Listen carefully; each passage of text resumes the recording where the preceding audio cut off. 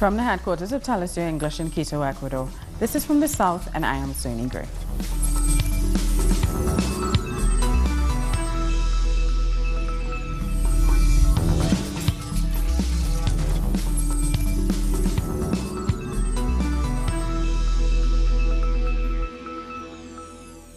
In Colombia, Rafael Merchan, the former Secretary of Transparency for the presidency, was just found dead in his home in Bogota.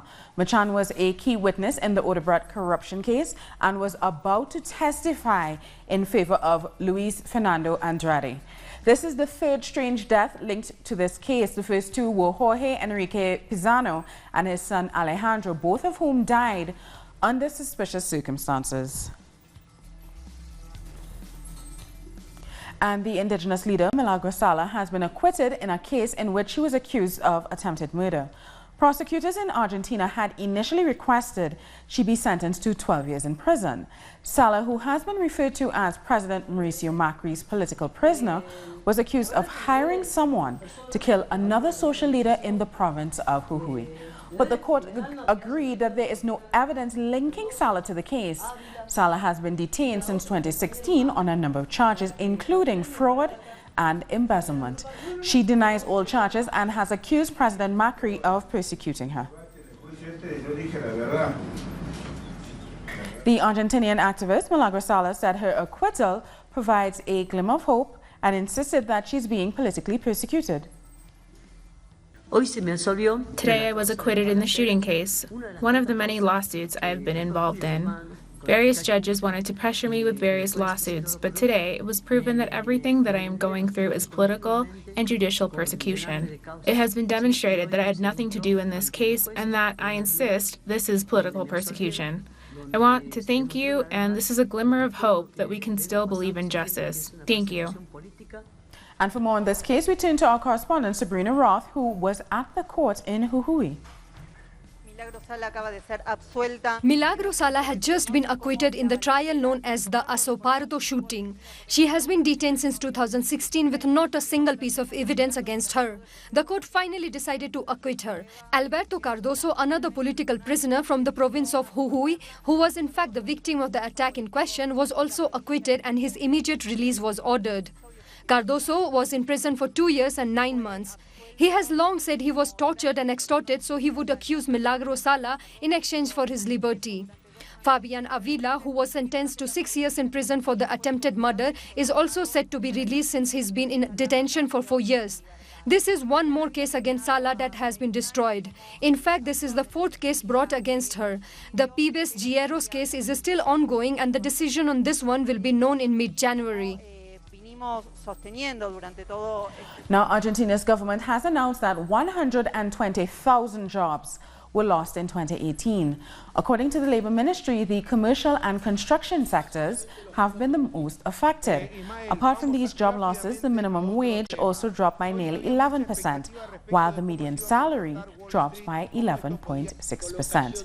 This announcement comes on top of new data that revealed over a third of the population is currently living under the poverty line.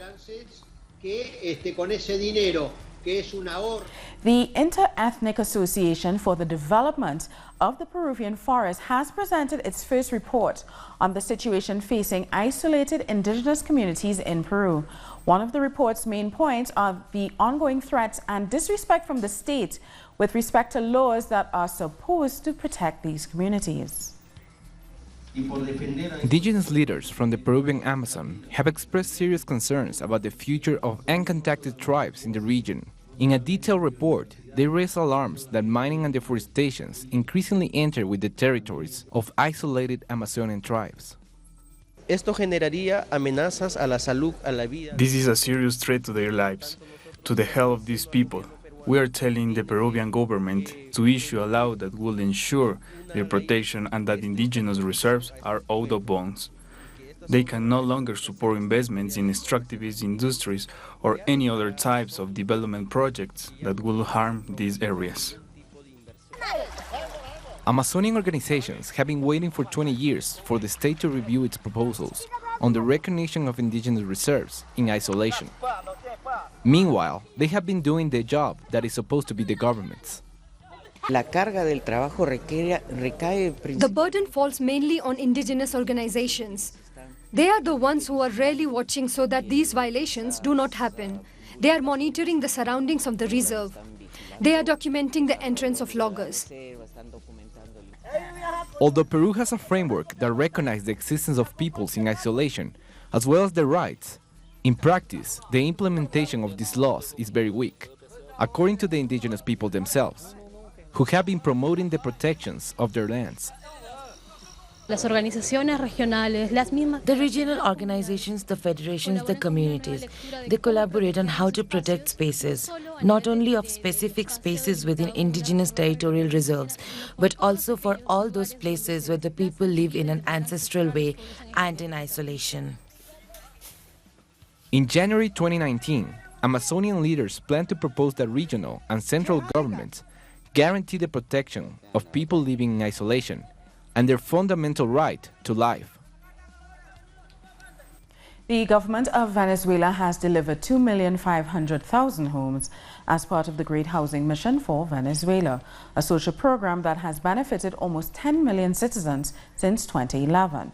President Nicolas Maduro celebrated this milestone in Tiuna, a neighborhood in Caracas. The president assured that he will fulfill the late Commander Hugo Chávez's goal of delivering 3 million homes by 2019.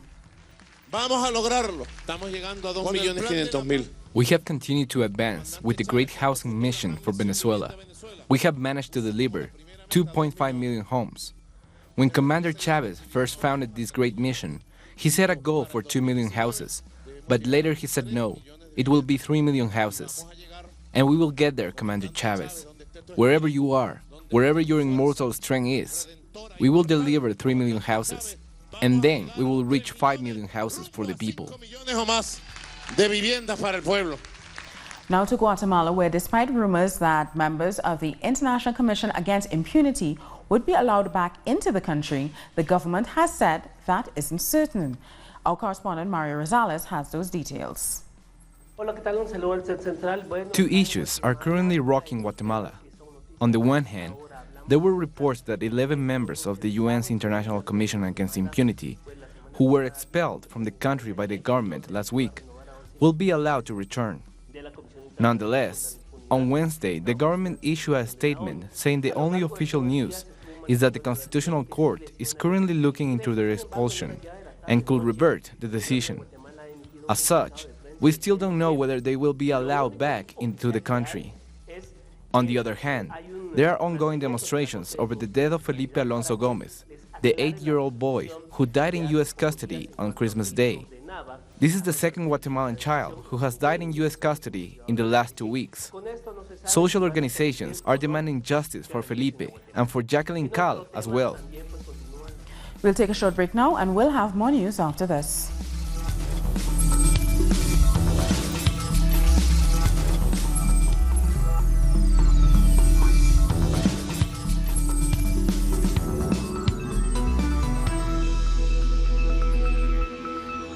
Welcome back.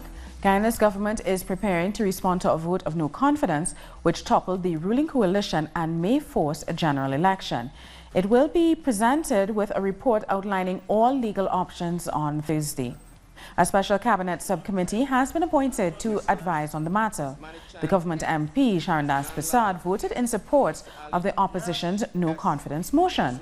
The Constitution allows for the motion to pass if there's a majority, but it does not define what a majority is.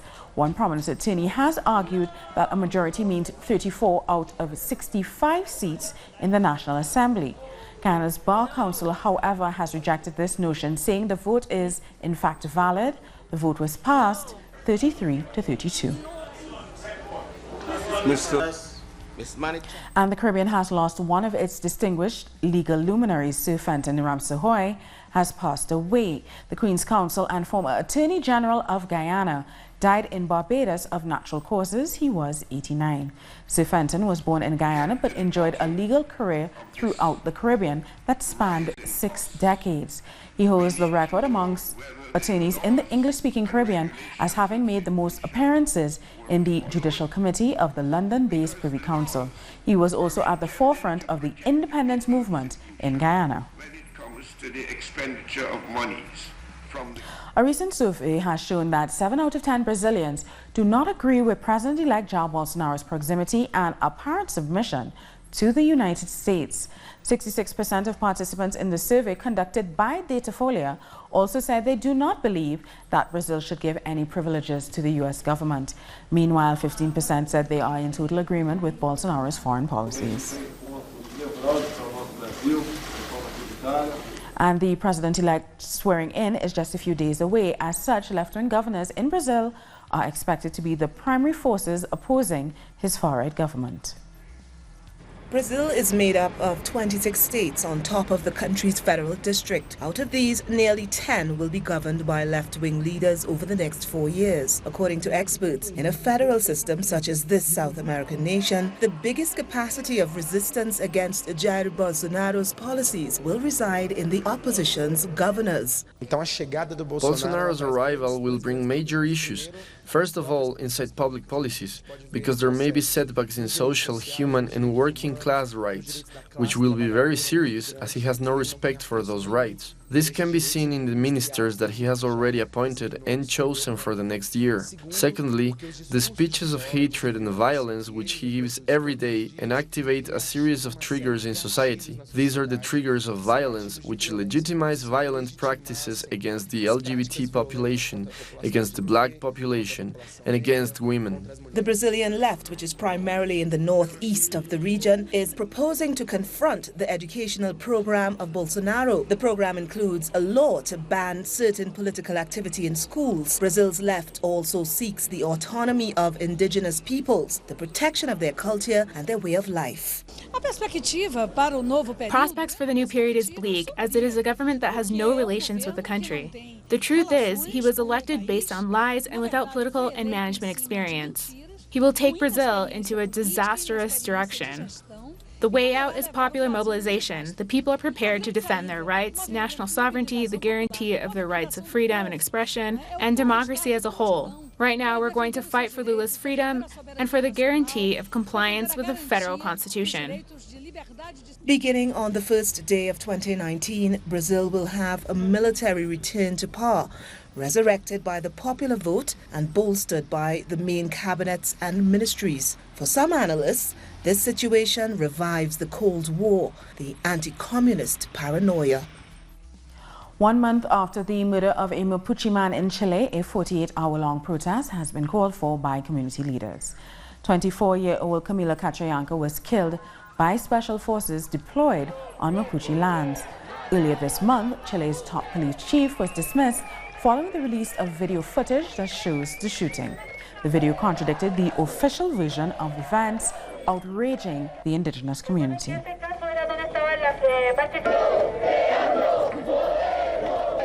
And our correspondent in Santiago, Thierry Valenzuela, has more. This 48-hour mobilization is based on 3 main demands: the demilitarization of Mapuche lands, the return of their lands, and the creation of a special commission for the self-determination of the Mapuche people. These protests come on the heels of the murder of Mapuche activist Camilo Catrayanca on November 14th.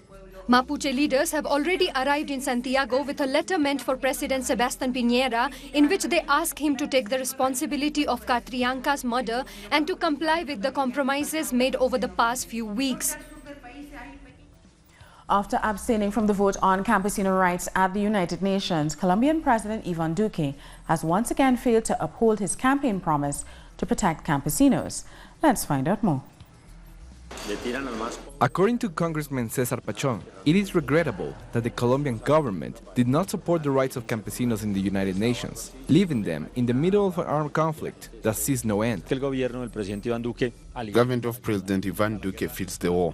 It feels the war with the use of glyphosate. It feels the war by not supporting campesino rights. It feels the war by not supporting agrarian programs. By not doing any of this, but instead bringing food from other countries to affect the campesino economy. Colombia is in the first place among 15 Latin American countries in matters of inequality, in particular over land distribution. In the country, 1% of large-sized farms control 80% of the land. I think that there is fear. There is fear from the establishment that campesinos can have a greater strength and can also have a voice for specific matters that are important in the territories. But this also has to do with the democratization of land. Colombia is in debt in the framework of the peace agreements and needs to implement comprehensive rural reform.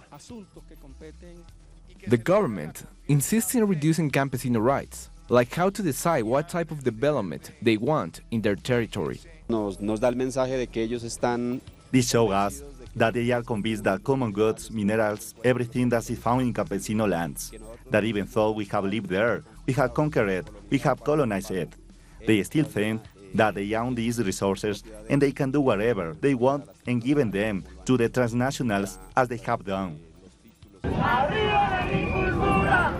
Campesino organizations assure that mobilization will be the response to this government in order to protect their lives and their rights.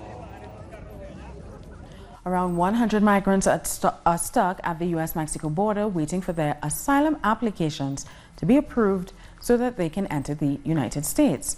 In Ciudad Juarez, on the Mexican side, shelters are full, with many migrants sleeping on the floor in the cold. The asylum process can take up to months, and this group of 100 are the only ones at the moment whose applications are being reviewed at this port of entry. For his part, President Donald Trump has made it even harder to request asylum, accusing these migrants of being criminals. There are many people, around 4 dozen, who spend the whole day in the cold outside a migrant shelter waiting for an answer from the shelter. No answer was given. But there's a God. He has never abandoned us and is by our side. And a Salvadorian family, along with their young children, climbed over the border fence in Tijuana before being detained by U.S. officials. Reportedly, the father of the family believed that they would have been allowed to stay in the U.S. once they crossed. Mexican officials say around 1,000 individuals from the migrant caravan have jumped over the fence, a desperate decision as they've grown tired of waiting for their asylum claims to be processed. Thanks to God, I am happy that I have been able to reach this point. Others have gone to different areas where you shouldn't go because there are kidnappings. January 1st, 2019 will mark the 60th anniversary of the Cuban Revolution, an event that brought the visionary leader Fidel Castro to power. Cubans have not forgotten their beloved leader and still feel that he lives amongst them. For 97-year-old Alejandro FtS Pelissier, the revolution is as alive now as it ever was. He was the oldest of a group of 100 rebels who joined Castro in an attack on the Moncada barracks in July 1953. We didn't know what the danger was. It was necessary to do a revolution because we were ready for the revolution to happen. For us, Fidel hasn't died. We keep Fidel alive. It can last 50 more years. This revolution doesn't fall apart. We'll take a short break now. Please stay with us.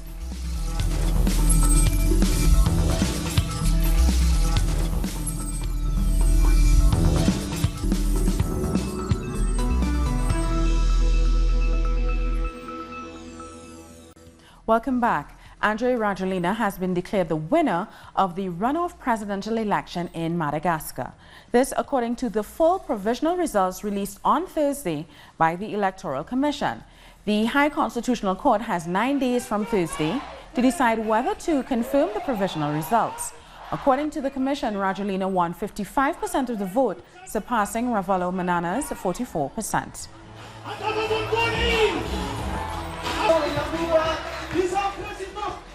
Indonesia has raised the alert level for the erupting Anak Krakatau volcano and ordered all flights to stay clear, days after it triggered a tsunami that killed at least 430 people. The volcano has been particularly active since Sunday, December 23rd, spewing lava and rocks and sending giant clouds of ash up to 3,000 meters into the sky. The National Geological Agency raised the alert level to the second highest, which establishes an exclusion zone of 5 kilometers around the island. The Civil Aviation Authority said that no airports would be affected. This year, Indonesia has suffered the highest annual death toll from disasters in over a decade.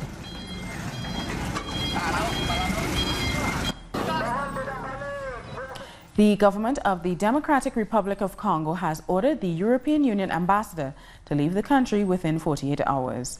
The foreign minister's order comes after the EU prolonged sanctions against the DRC's ruling party's presidential candidate, Emmanuel Ramazani Shadary. Earlier this month, the EU froze his assets and put him on a travel ban.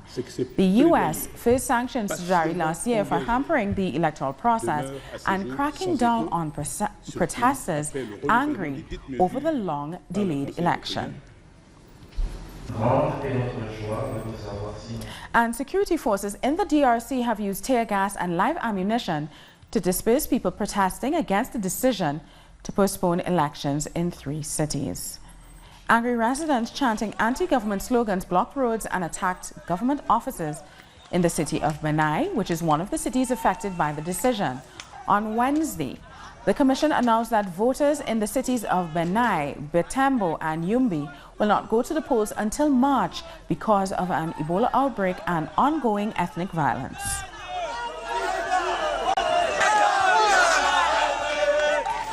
In Beni, we are angry. They say that Beni and Butembo are not going to vote.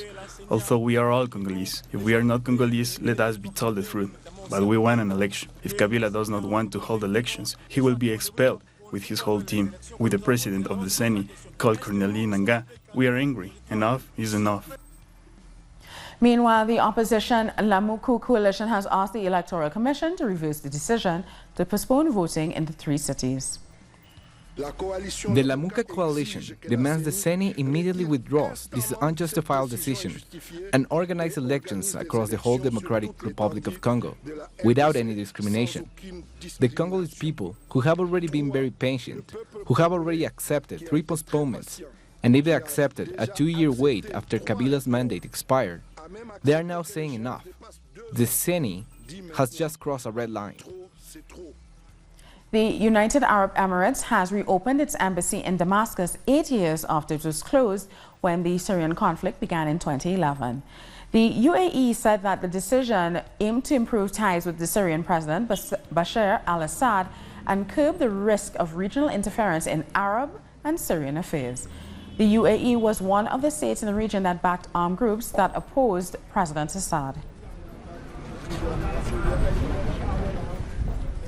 Right-wing and far-right parties in Andalusia, Spain have established an alliance to rule the region for the first time ever. Our correspondent in Andalusia, Sergio Rodrigo, explains. We are here in Andalusia's parliament, where a new legislature has been established that for the first time ever includes members from a far-right party. This is also the first time since the end of Francisco Franco's dictatorship and the creation of the Constitution of 1978 that far-right politicians are a part of any public institution. The entity in question is the Vox Party, which has already made an alliance with the right-wing Popular Party and the center-right Ciudadanos Party for the parliament's presidency. This agreement will be made clear over the next few weeks. Let's remember that Andalusia is the most populous region in Spain and has long been a stronghold for President Pedro Sanchez's Socialist Workers' Party. This new right-wing leadership is expected to be a blow to the ruling party and might also lead to the spread of far-right policies throughout the country. After a treacherous 54-day journey, a man from the United States has made history as the first person in the world to cross Antarctica on foot unassisted. Colin O'Brady completed a nearly 1,600-kilometer journey across the frozen continent while dragging his equipment on a sled, which weighs nearly 180 kilograms. His voyage was tracked by GPS, and the 33-year-old adventurer provided daily updates via his website and his Instagram account. The British Army Captain Lewis Rudd also set out competing with Brady, but is yet to finish crossing, but will finish crossing in a few days. Take your first step. And that story has brought us to the end of this newscast. For these and many other stories, you can find them on our website at talisiaenglish.net. And join us on social media. We are on Facebook, Twitter, and Instagram at Talisia English. I'm Sony Gray. Thank you for watching.